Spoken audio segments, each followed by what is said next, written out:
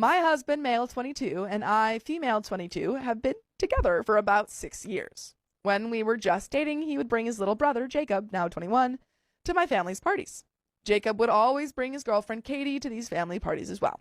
By the way, this comes from OKImpact8827, and if you want to submit your own stories, go to the r/OKStorytime subreddit. I'm Sophia. I'm Riley. And I'm Keon. And we're here to give good advice goofily, but we don't have all the answers. We only know what we do, so let us know what you would do in the comments. And OP says, Jacob and Katie would hang out together for what felt like 24/7. And anywhere my husband and I went, Jacob and Katie would tag along.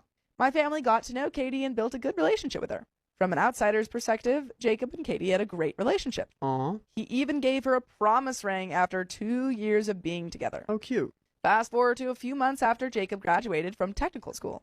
He moved about 3 hours away and began staying with a friend while working. Katie would go stay with Jacob and his friend for the majority of the week, and if not, then Jacob would travel back down to their city to see Katie. A few months after Jacob moved, he called my husband to tell him that he and Katie would no longer be seeing each other due to him cheating on her with another girl from his hometown, Crystal. Crystal knew Jacob and Katie were together, but didn't care. When my husband and I found out Jacob was no longer with Katie, we were disappointed because we really liked her, but we understood that they were both still young, so things happen. No. We suggested to Jacob that now that he's single, he should go out and enjoy his gardening tool life since he cheated, and it seemed like that's what he wanted to do. Why are we encouraging this behavior? Jacob didn't do that, and instead ended up marrying Crystal a couple months after he broke up with Katie. Although my husband and I didn't really like Crystal, or the way his brother acted around Crystal, we obviously had no say in who he decides to be with, so we decided to build a relationship with her.